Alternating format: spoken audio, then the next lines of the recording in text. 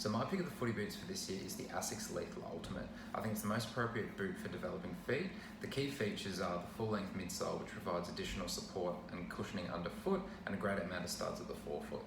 Now, if you look at these two boots here, I've got an Asics Tigreor, and then a more traditional style, the Adidas Coupé, which is actually the highest selling soccer boot of all time.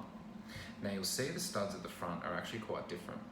When we're running, the force will be distributed on these individual studs. Now, with a boot like this traditional style, with the few studs, we've only got 8 across the forefoot. So all of our pressure when we're running is isolated to each of these individual spots across the front here. Okay? This Tigreor, on the other hand, has 13 studs, which is better, but the Lethal Ultimate actually has 28 smaller studs in the front, which is much more similar to this turf shoe, which will have little ones here to spread them more evenly. This means that all that pressure is spread over a greater area, which means less pressure on each actual spot of the foot.